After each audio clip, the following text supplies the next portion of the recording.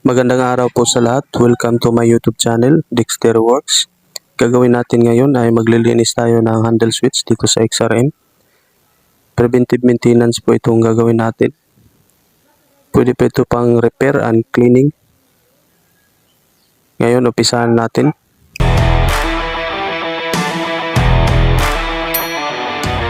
Tayo ditong mga liha. So, mga liha na gigupit natin. Yan. Ito yung gagamitin natin na panglinis. Meron tayong Phillips screw or screwdriver. At ito yung lilinisin natin. Tayo dito handle switch. Ayan. Ng XRM. Honda XRM. Ayan. Baklasin natin. Titingnan natin yung nasa loob.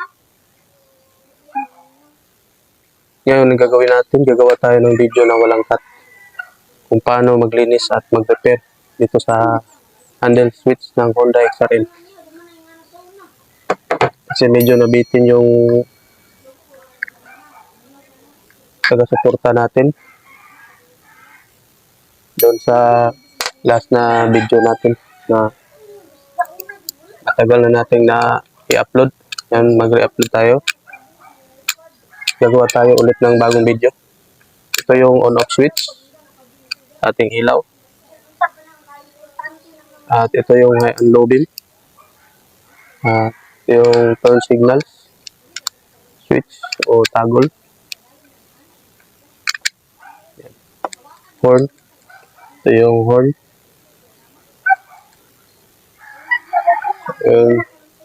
Baklasin lang natin. Ingat kayo sa pagtanggal dito mga lods sa pagbaklas. Kasi meron itong mga maliliit na screw at saka springs at bulitas ito sa loob.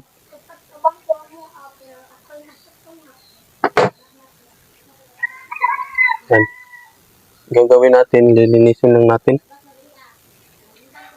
yung mga parts sa loob, yung mga contact point niya. Kapag ayaw nang umilaw yung motor, mag-signal at magbusina, tapos hindi na mag-function yung high and low beam at yung on-off switch, yung ilaw, ganito lang yung gagawin ninyo mga lods. Lilinisin nyo lang yung mga contact point sa loob. Grabe. Meron ng palawa. Meron ng palawa ng gagamba. Ayan.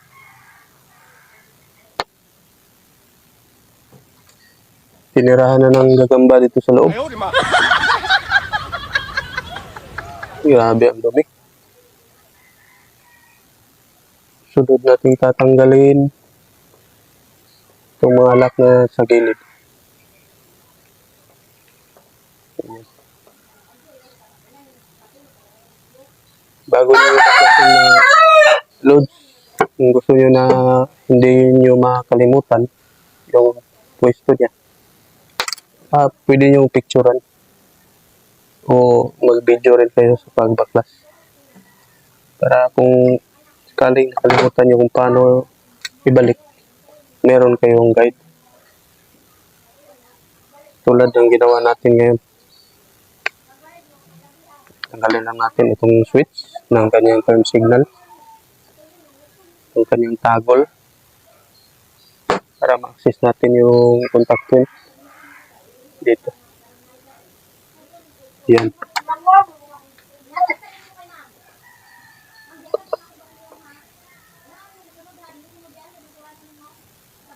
Tapos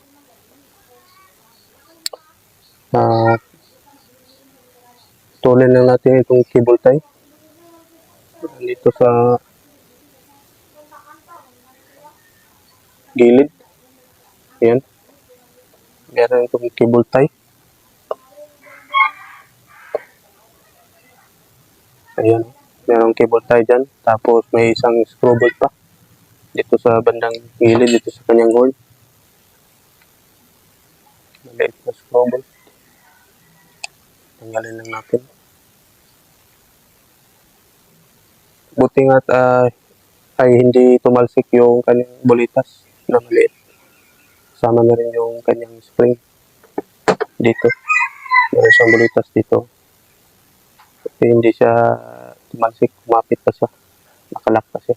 Yung kanyang bulitas.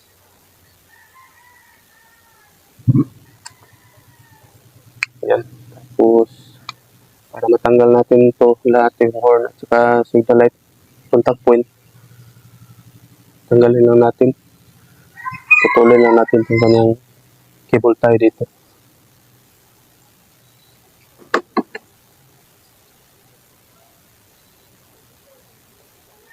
Ginawa ko itong video na to para sa taga-suporta natin na nabitin dun sa last na in-upload natin.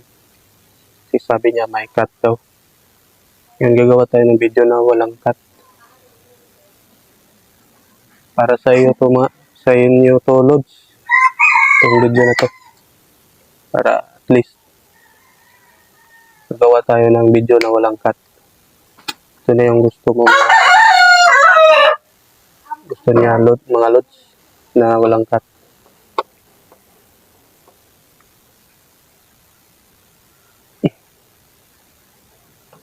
Ayun, laputin lang natin dito sa ilalim.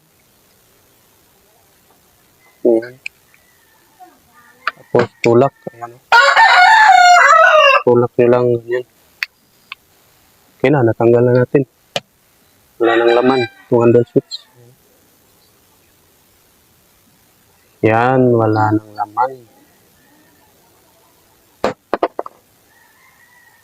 Ito na. Unahin natin dito mga lods. Ito kanyang signal light, contact point. Ito pala yung signal light. Tapos ito yung horn. Unahin natin dito sa horn. Gagawin natin dito, lilihain natin. Kapag hindi nag-function yung inyong horn, huwag kayong bumili kagad ng busina. O huwag kayong magpalit kaagad ng handle switch pag may problema ng mga handle switch niyo. Ganito lang yung gagawin ninyo mga lods. Meron kayong lihain nyo lang. Baklasin nyo lang yung handle switch. Tulad ng ginawa natin ngayon. Ayan. Tapos lihain lang nyo. Hanggang sa makita ninyo na malinis na siya yung kanyang contact point. Ayan.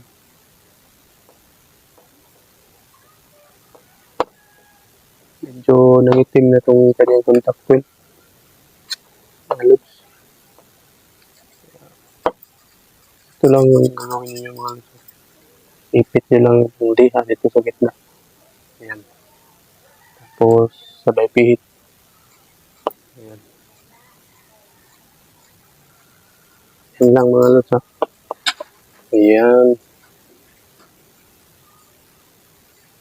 Tapos tingnan nyo kung malinis na. Ayan. Malinis na yung kanyang contact point. Kita nyo na yan kung lumabas na yung kulay niya, kulay bronze. Pag maitim pa, hindi pa yan malinis. Ayan. Kita nyo mga lods, oh. Ayan. Malinis na siya. Lapit natin. Ayan, malinis na siya mga lods, oh. Pumuti na yung contact point niya sa gitna. Okay na to. Tapos, yung kanyang turn signal. Linisin na natin itong kanyang contact point. So, pagbaklas nito mga lods, ito lang. Ayan. Unatin nyo lang itong sa kabila. Tapos, sa hila. Ingat-ingat lang kayo kasi meron itong spring at saka bulita sa loob. Ayan o, napakaitim. Ayan, papakita ko sa inyo mga lods. Ano ito linisin. Kuha lang tayo ng bagong liha. Ayan. Ito na mga lods. Para gumana ulit yung turn signals niya. Ihain nyo lang yung tatlong contact point dito sa kanyang switch. Yan. Yung tatlong contact point. Kanina napakaitim ito mga lods. Yan, unti-unti na siyang lumabas yung pagka-bronze niya. Ibig sabihin, paunti-unti na siyang luminis. Nalinis na natin paunti-unti. Ayan. Kuha pa tayo ng bagong liha. Para mas mabilis. Ayan. Kita niyo mga lods, kanina napakaitim ng contact point. Okay na to mga lods. Oh. Kita na yung mga bronze niya dito sa kanyang contact point. Ayan. Gagana na. Gagana na itong kanyang contact point dito. Ayan. Tapos, dito sa kabila, meron din dito, mga lods. Ayan.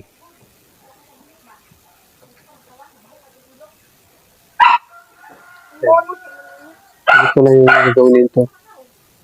Kailangan lumabas yung pagka-bronze niya. Tanggalin niya yung mga maitim na corrosion.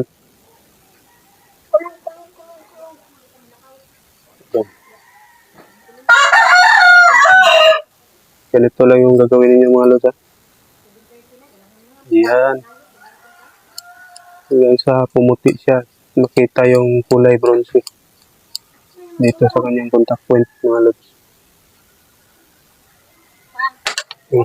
Nalaglag pa. Nalaglag pa mga lods.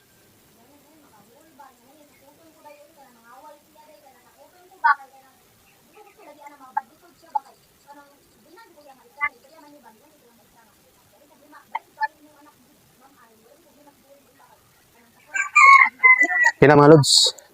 Yung ikabit na natin.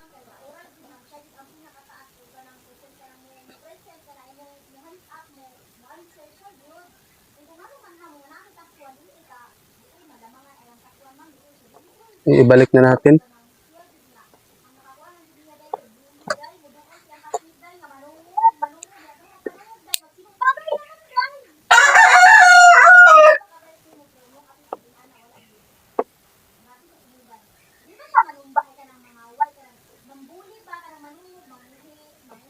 Ayan, isunod natin dito sa kabila. Okay na itong dito. Malinis na. Saka yung kanyang horn dito sa kanyang signal light. Ayun, tanggalin na natin. Itong dito sa kanyang headlight.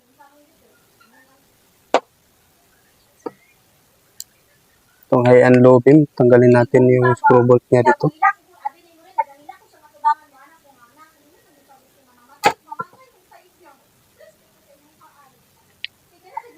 Sinsya na kayo mga lods kung mayroong malaking baba dyan. Walang problema yan.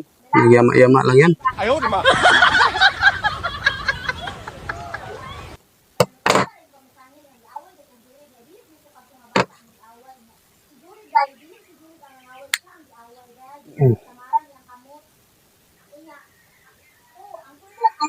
Tanggalin lang natin itong kanyang handle.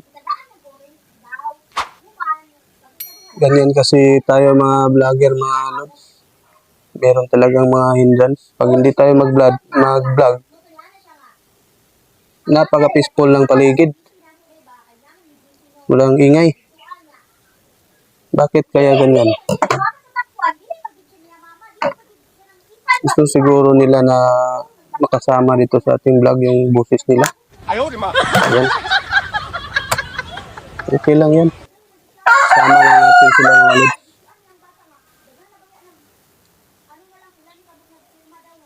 Meron nag-flip top dyan mga lods. Okay lang mga lods. Ayos lang yan.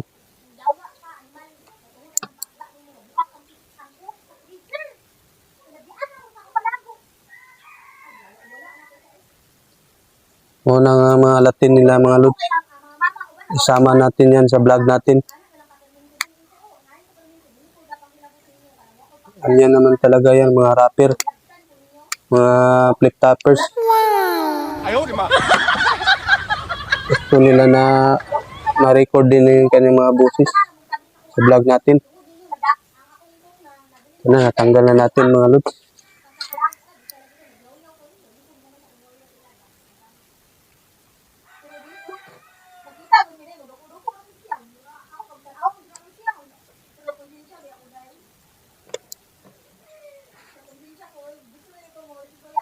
Tanggalin ko lang muna itong kanyang contact point dito para sa kanyang on-off switch para malinisan natin at saka malihan natin yung mga contact point.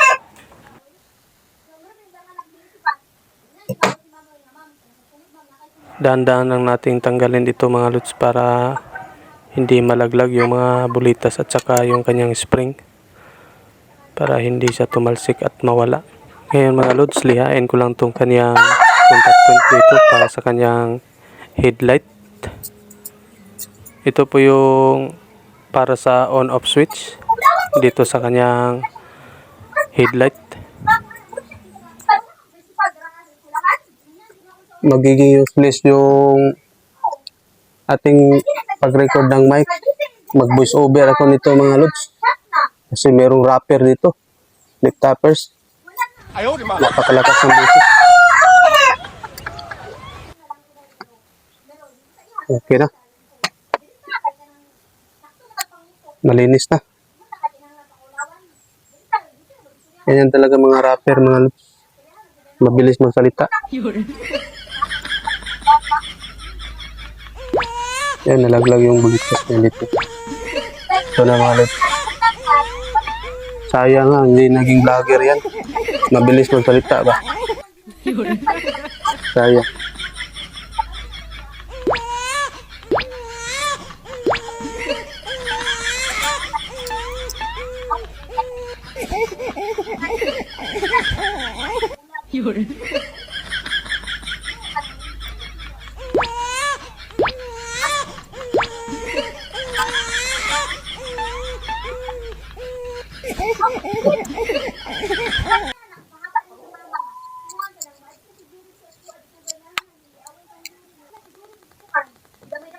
Ito na yung contact point sa kabila mga lods sa kanyang on-off switch dito sa para sa kanyang ilaw.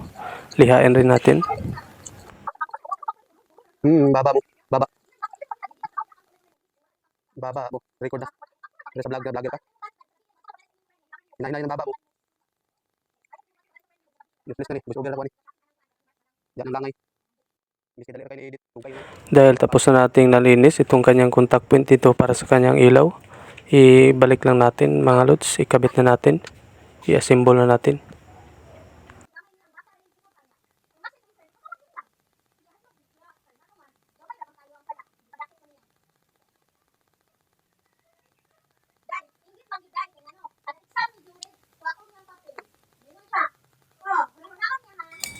Ito na mga lods, tapos na natin naikabit, na-assemble na natin. Tapos na natin na-assemble itong mga contact point at saka itong switch para dito sa kanyang ilaw.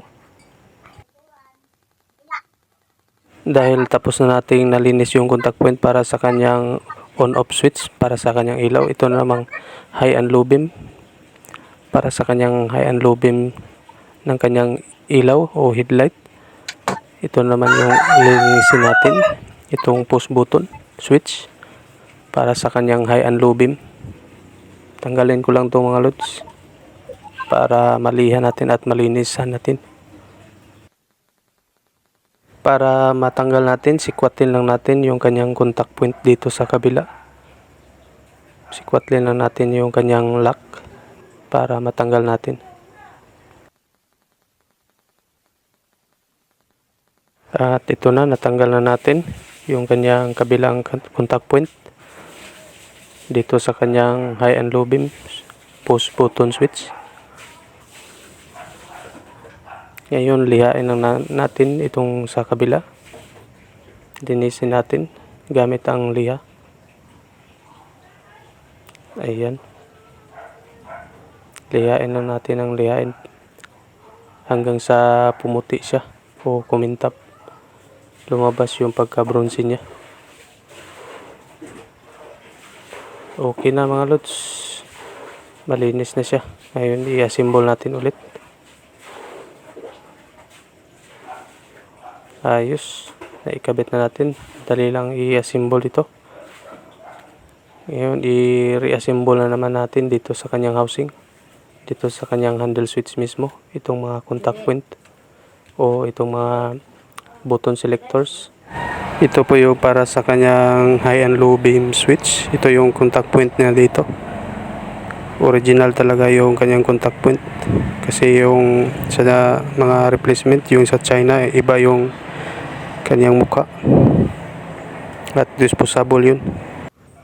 Dahil na ibalik na natin sa kanyang housing itong mga button selectors, lagyan na natin ng tornilyo na screw bolt. Unahin ko lang itong kanyang maliit na screw bolt dito para sa kanyang high and low beam o push button switch, para sa kanyang ilaw.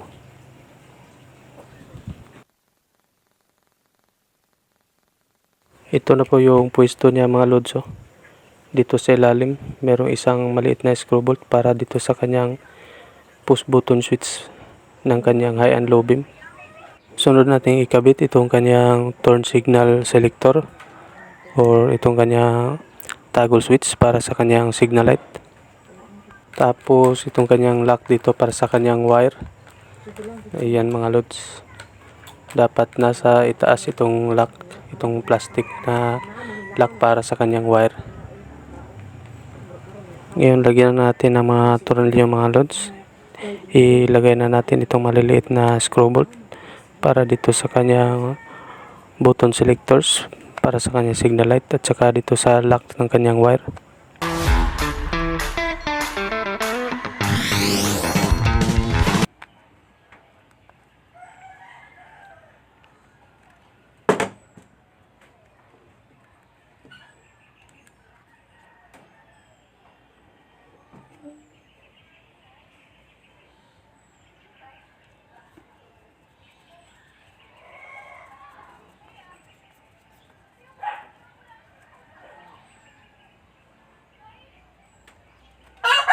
Ayan, nahigpit na yung mga maliliit na screw bolt dito sa kanyang button selectors.